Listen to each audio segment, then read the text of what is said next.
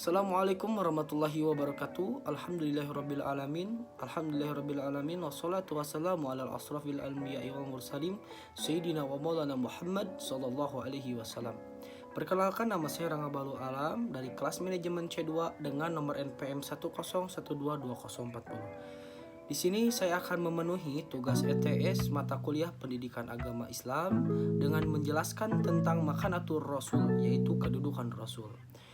Yang pertama, abid min ibadillah, hamba di antara hamba-hamba Allah. Rasulullah Shallallahu Alaihi Wasallam adalah sebagai hamba dan manusia biasa yang juga makan, minum, pergi ke pasar, beristri, berniaga, dan segala aktivitas manusia dikerjakan dan ditunaikan dengan baik. Rasulullah Shallallahu Alaihi Wasallam melaksanakan keperluan sebagaimana manusia lainnya melaksanakan keperluannya. Dari keadaan ini dapat disimpulkan bahwa Rasul sebagai manusia dan kita pun sebagai manusia, sehingga apa yang dikerjakan oleh Nabi juga dapat dilaksanakan oleh kita secara baik. Tidak ada alasan untuk tidak mengerjakan perintah Rasul karena Allah pun telah mengutus Rasul dari kalangan manusia juga. Allah berfirman dalam Al-Quran surat Al-Kahfi ayat 110 yang berbunyi, A'udzu billahi minasyaitonir rajim. Bismillahirrahmanirrahim. Qul innama ana basyarum mislukum yuha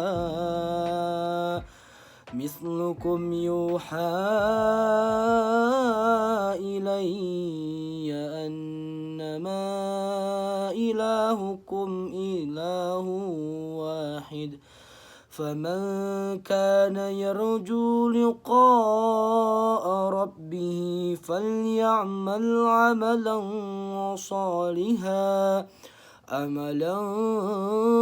صَالِحًا وَلَا يُشْرِكْ بِعِبَادَةِ رَبِّهِ أَحَدًا.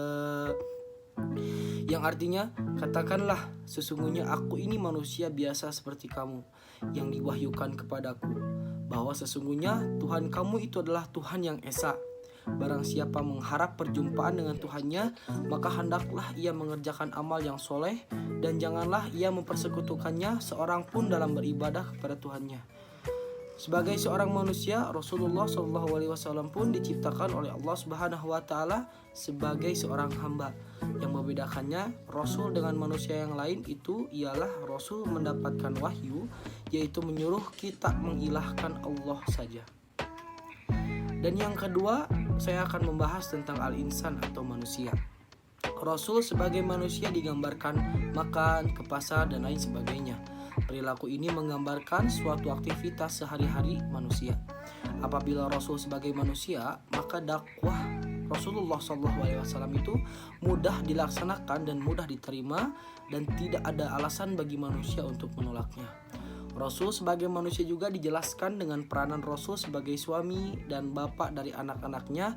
Dengan peranan ini menjadikan manusia lebih sempurna dan dapat mengikutinya dengan baik setiap amalan dan arahannya. Allah Subhanahu wa Ta'ala berfirman dalam Al-Quran surat Ar-Ra'd ayat 38, A'udzu billahi minasyaitonir rajim. Bismillahirrahmanirrahim. Walaqad arsalna rusulan min qablika wa ja'alna lahum azwajan wa dzurriyyah.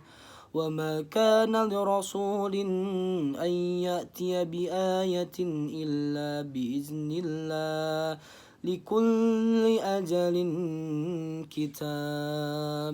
Yang artinya, dan sungguh kami telah mengutus beberapa Rasul sebelum engkau Muhammad, dan kami berikan kepada mereka istri-istri dan keturunan. Tidak ada hak bagi seorang Rasul mendatangkan sesuatu bukti mukjizat melainkan dengan izin Allah Subhanahu wa Ta'ala. Untuk setiap masa ada kitab tertentu. Dan selanjutnya ada nasab keturunan. Rasul berasal dari kaum Quraisy. Bapaknya bernama Abdullah dan ibunya bernama Aminah. Beliau mempunyai keluarga dan keturunan yang jelas. Begitupun tentang sejarah kelahiran dan asal-usulnya. Sejarah yang menjelaskan bagaimana Nabi dibesarkan sehingga menjadi Rasul juga banyak terdapat di berbagai buku sirah Nabi. Dan berikutnya ini adalah jism atau fisik dari Rasul Sallallahu Alaihi Wasallam. Fisik Nabi Muhammad Sallallahu Alaihi Wasallam ini digambarkan banyak oleh hadis seperti rambutnya yang rapi dan selalu disikat sisir, badannya yang kuat, tingginya sedang dan sebagainya. Dan gambaran fisik ini, Nabi adalah manusia yang juga sebagai manusia biasa lainnya. Dan sirah nabawiyah atau sejarah kenabian. Penggambaran Nabi sebagai hamba Allah terdapat di dalam sirah nabawiyah. Penggambaran ini dijadikan sebagai pengajaran, menerangkan sesuatu dan juga dapat sebagai petunjuk bagi kita yang membacanya. Dari sirah nabawiyah ini dapat disimpulkan bahwa Nabi sebagai hamba Allah dan menjalankan aktivitas-aktivitasnya sebagai manusia biasa. Dan Allah Subhanahu wa taala berfirman dalam Al-Qur'an surat Yusuf ayat 111, وَلَقَدْ كَانَ فِي قَصَصِهِمْ عِبْرَةٌ لِأُولِي الْأَلْبَابِ مَا كَانَ حَدِيثًا يُفْتَرَى وَلَكِنْ تَصْدِيقَ الَّذِي بَيْنَ يَدَيْهِ وَتَفْصِيلَ كُلِّ شَيْءٍ وَهُدًى وَرَحْمَةً لِقَوْمٍ يُؤْمِنُونَ.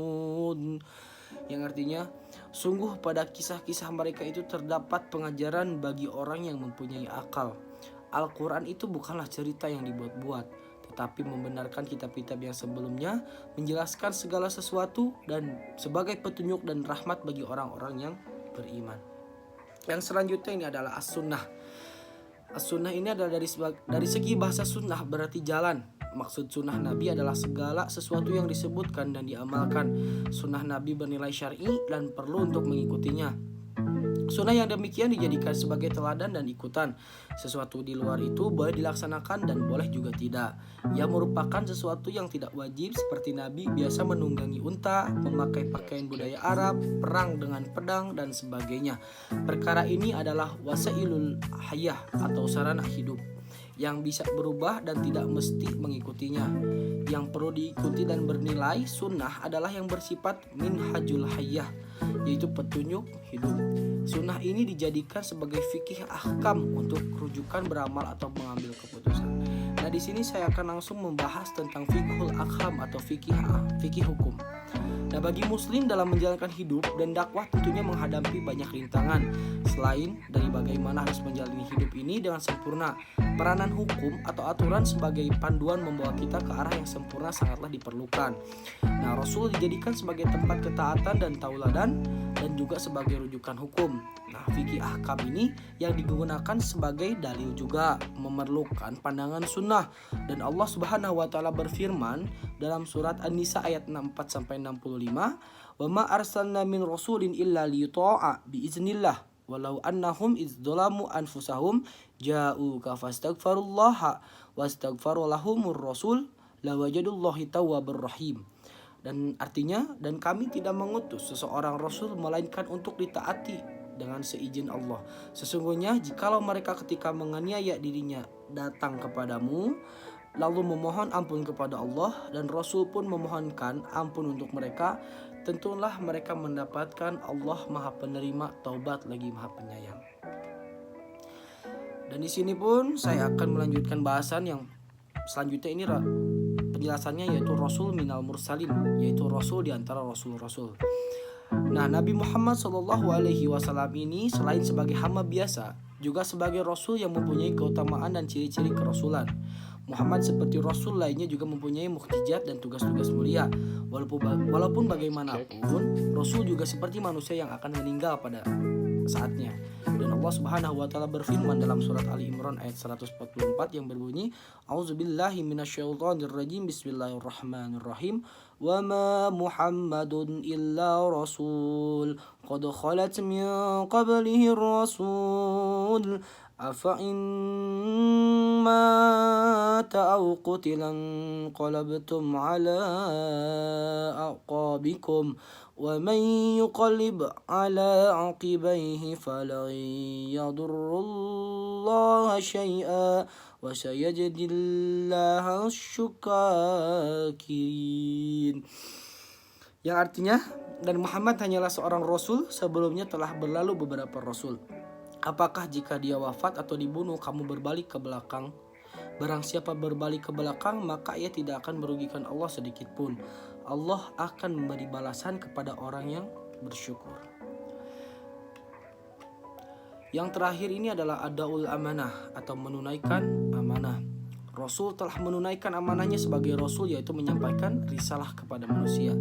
Menunaikan amanah dan tugas menyampaikan misi ini merupakan peranan Rasul. Bukti bahwa Rasul telah menunaikan amanah ini adalah pengikut-pengikutnya yang setia dan menyebarkan dakwah kepada manusia. Allah berfirman dalam Quran surat Al-Maidah ayat 67, Ya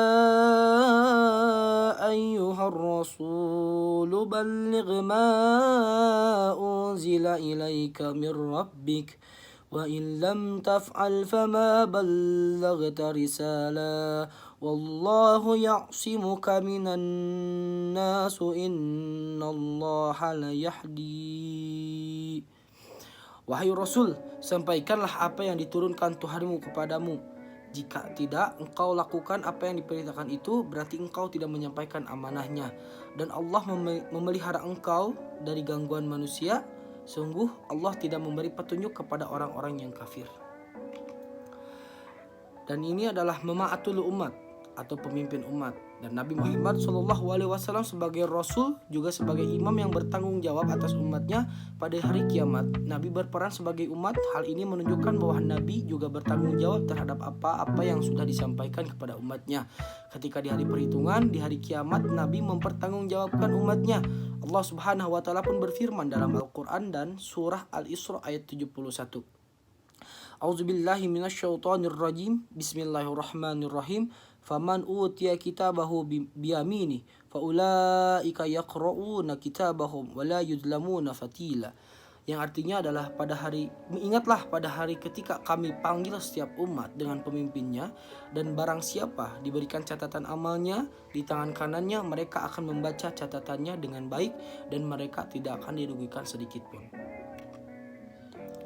Sekian dan terima kasih. Saya Rangga Baru Alam mengucapkan mohon maaf kepada para pendengar, mungkin kepada dosen. Mohon maaf apabila ada kata maupun kata yang salah, karena kesalahan datangnya dari saya dan kesempurnaan hanya milik Allah Subhanahu wa Ta'ala. Wabillahi taufiq wal hidayah. Wassalamualaikum warahmatullahi wabarakatuh.